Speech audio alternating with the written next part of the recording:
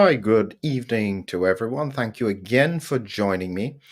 I am doing a follow up presentation because this recent video got a lot of attention, and there were so many questions that came up with regards to the perspective or the concerns from the unvaccinated cohort. So I thought to myself that I should try and explain a little bit more about what I was talking about to clarify the issue. If you haven't seen the video as yet, it was just done yesterday. You'll see it on the Vision Health channel. And I was talking about the danger of COVID reinfection. And it had a picture of a snake there, which some people didn't like. But the purpose was to really get people to think that this is not something to play around with. This is an important point.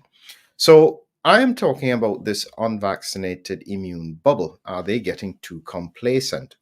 And what I am highlighting here is just a bit about the science and helping people to understand why, in truth, we're all in this together. Before I start, if you're interested in some of my further thoughts, please, there is a course at McMillan Research that you can click on. And in it, I talk about those points about mucosal immunity, the current state of COVID, airway strategies, over the counter supplements, prescription medication, treatment algorithms, innovative ideas. This is very important. But the point being is that if you're interested in what I have to share on that, click on the link in the description to get more information. So let's start with a very simple point. Over the past few years, I have heard much of the different cohorts, different perspectives. Initially, when the vaccines were being rolled out and the unvaccinated were being criticized and made fun of, this gradually started to change as natural immunity understanding kicked in, and the criticisms were no longer as valid. And what then happened is that you almost had a situation where the unvaccinated cohort, in my view, started to get too smug. Smug in the sense that they felt now that natural immunity is all that they need, and so they therefore don't need to worry. That's the bit that I'm trying to see if I can get people to understand. We are all in this together. And the point is simple. If you were were hurt and isolated because of the perspective of the mandates and so on, and then in another situation you are making fun of people who could be at serious risk of disease and other issues, that's just not appropriate. We are in this together. It's about looking out for each other. That's the point. Does not help anyone for any one group to start pointing at the other one as to who is in a better position. So let's try and stay on target and look for solutions. So, the first thing that we have to do is get back to a few basic points about this actual paper. So, this again, as I mentioned before, acute and post acute sequelae associated with SARS CoV 2 reinfection. As I said, it was published in November 22. And it has some very important risks with regards to reinfections. In effect, double 2.17 times risk of death with reinfection. And you can see here 3.32 times risk of hospitalization. This is not to be played around with. My purpose when I did that video yesterday was to make people understand that this is serious. This is not to be ignored, and we have to try and find strategies that will allow us to be able to overcome this. And it requires us all thinking together.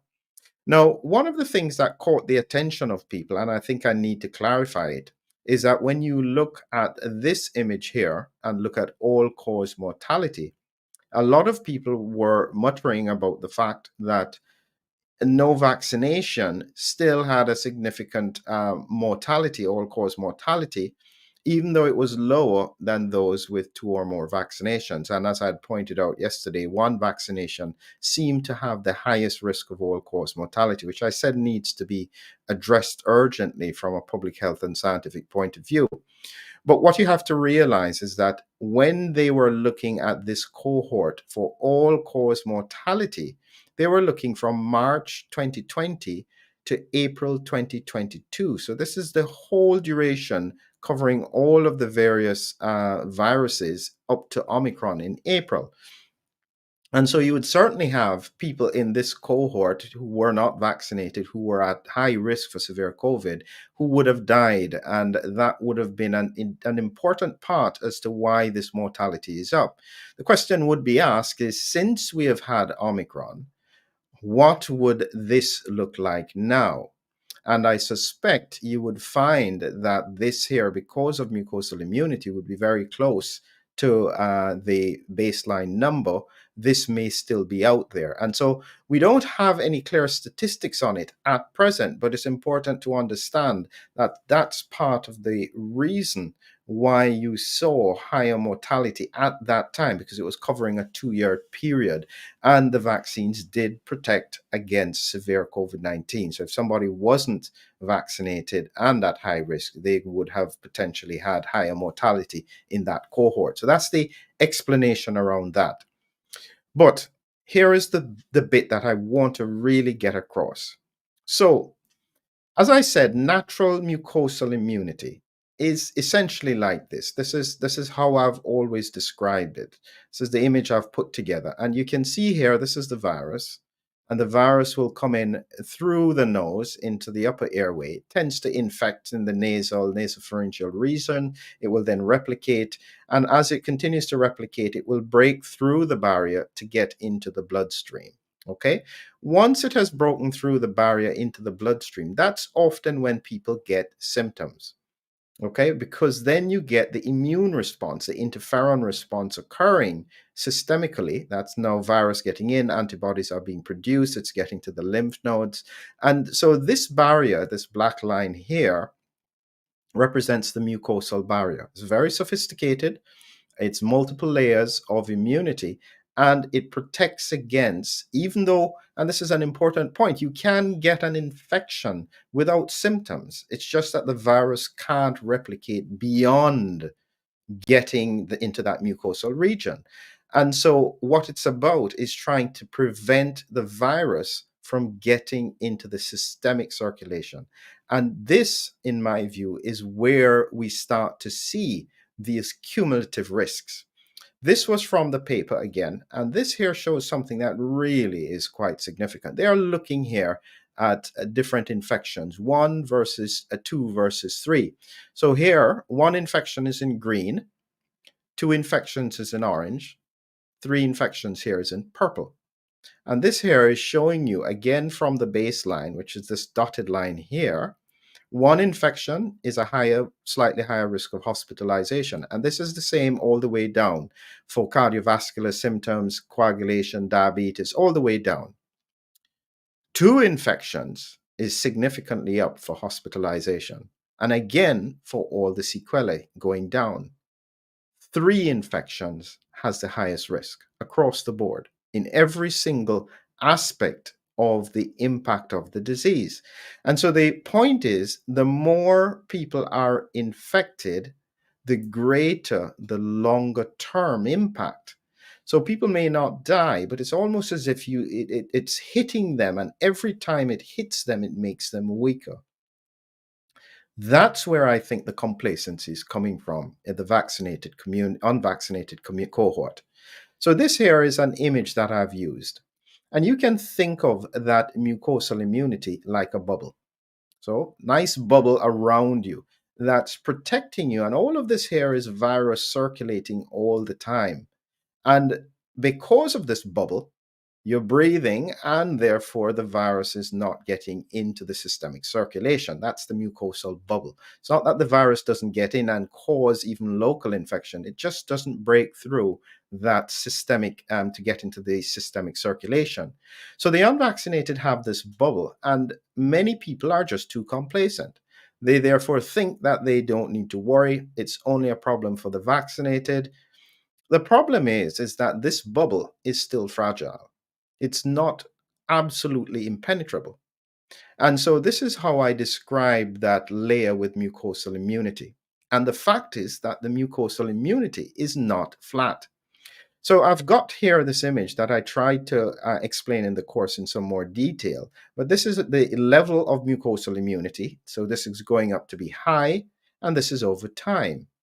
And what you will find is that depending on what's happening, if you're stressed, so if at this point you're great, you're taking all of your supplements, you're feeling good, you're doing your exercises, your mucosal immunity is at its peak. But maybe there's a bit of problems at work, or there's stress. You've been out in the rain. I don't know. Mucosal immunity drops right down because it's just not functioning the same. That's when you have the risk of infection. The problem is that if you have a virus circulating all the time, this is the point, the probability of this occurring increases dramatically. And that's where I'm trying to advise people that at the moment we have extremely high circulation of virus. And it's there all the time. So any break in the mucosal immunity, stress levels going up, you were working for 24 hours and your immunity drops, whatever it is, because there is so much virus around, any break in your mucosal immunity could then cause infection. And once there's infection, there is a risk that it could break through into your systemic circulation. Breaking through this mucosal immunity into the systemic circulation is what I believe is now the risk that you have with regards to all of these things: hospitalization, cardiovascular, coagulation, diabetes, fatigue, gastrointestinal, all of these complications. So every time that risk increases, we don't know what would happen at 4 or 5. We can only presume that the trajectory will continue. So this virus is doing a slow hit, and this is why I call it the slow kill. It's just hitting and hitting and hitting. It's just no longer doing it as a sudden severe COVID-19, but the mortality is still quite significant. So this is why I say this is not over. Whatever cohort you are in, everybody needs to come together. This is a time for us to find solutions together. We all have people in the different cohorts, and the aim at this point should be to try and find solutions for everyone, not for people to feel smug that they are okay and everybody else is suffering. That's not the standard of care that I believe we should be aspiring to. If there is one thing that the pandemic has highlighted, is how easily people get into their little ideological groups, not concerned about the interests of others, and leave others to suffer. Please, let's try and see if we can be better this time and not allow ourselves to go down that kind of road. We have to work together. Have a great evening.